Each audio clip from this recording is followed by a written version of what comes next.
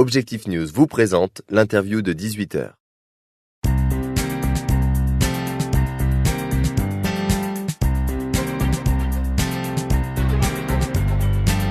Bonsoir à tous et merci de nous rejoindre sur objectifnews.tv. Nous recevons ce soir François Goudenow, PDG de la société toulousaine Websourd, coopérative d'intérêt collectif qui œuvre pour l'accessibilité et la citoyenneté des personnes sourdes et malentendantes.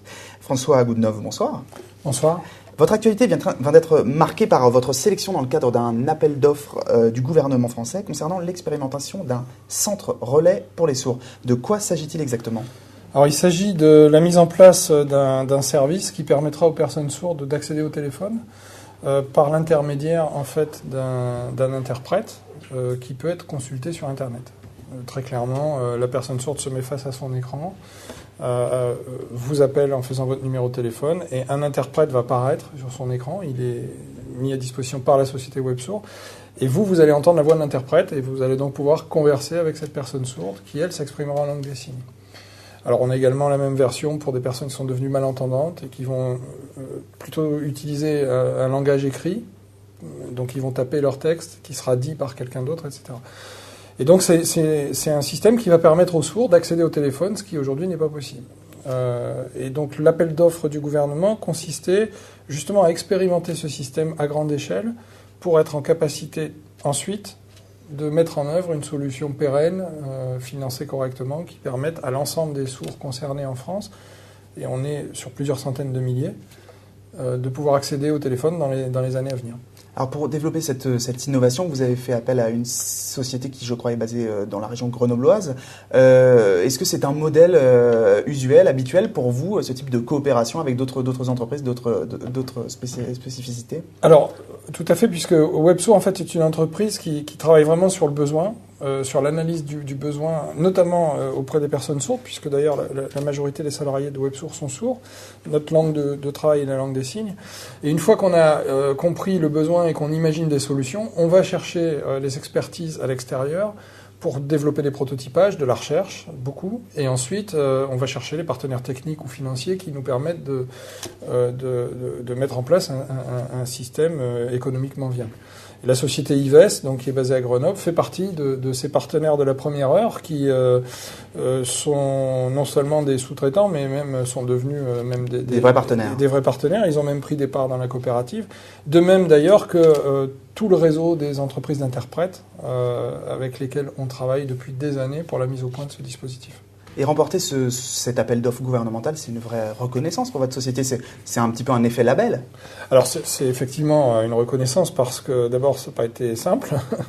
Ça a été même un parcours compliqué. Un parcours du combattant un petit peu. Voilà, oui, parce qu'en fait on est maintenant sur un marché très concurrentiel et que on doit effectivement faire nos preuves dans ce domaine. C'est un effet très important parce que nous on a créé ce service en ayant comme préoccupation essentielle la qualité de service qui est rendu à l'usager sourd.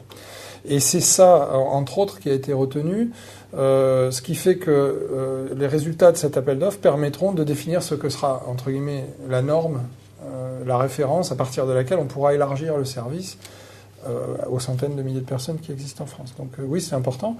Et puis, ça fait des années qu'on travaille avec les associations de sourds, de malentendants, de devenus sourds, pour que justement se mette en place cette démarche. La première fois qu'on en a parlé, c'était en 2009. Donc, voilà. Ça fait un petit moment. Ça fait un moment. Alors vous venez de créer 2 filiales, quelles en seront les missions ? Alors justement, dans le modèle de Websourd, nous sommes une société coopérative, c'est une grande fierté de l'entreprise. Malheureusement, sur le marché financier, c'est des entreprises qui ont parfois du mal à trouver des fonds, notamment pour développer de la technologie. Ça n'existe pas des capitaux risqueurs dans ce domaine-là, qui vont rentrer facilement dans une coopérative. Et du coup, nous développons les concepts au niveau de la coopérative, puis ensuite, quand on industrialise la solution, eh bien, nous le faisons sous forme d'une filiale qui, elle, a un statut plus attractif pour les financeurs, tout en restant sous le contrôle de la maison mère. Donc c'est une logique hybride, en fait, entre un modèle coopératif et un statut juridique qui ne le soit pas, mais qui est par contre totalement en phase avec la nouvelle loi sur l'économie sociale qui est portée par Benoît Hamon et qui devrait normalement pouvoir être votée dans les semaines ou dans les mois qui viennent. D'accord. Votre actualité est également marquée, je crois, par un partenariat, un marché remporté avec les JO de Sochi. Alors, depuis très longtemps, une autre activité de WebSource, c'est d'animer un site sur Internet qui s'appelle websource.org, qui a vocation à être une télévision pour les sourds. On travaille depuis très longtemps à un rapprochement avec France Télévisions, notamment sur l'information. Et là, pendant la période des JO de Sochi, France Télévisions, France 3, donc Toulouse, Midi-Pyrénées, va travailler en partenariat avec nous et nous permet de faire cette retransmission quotidienne en langue des signes des JO à partir de leur propre studio. Et donc, c'est l'ébauche d'une grande aventure, je pense, qui commence avec France Télévisions. François Goodenough, je vous remercie. Mais je vous en prie. Au revoir. Au revoir.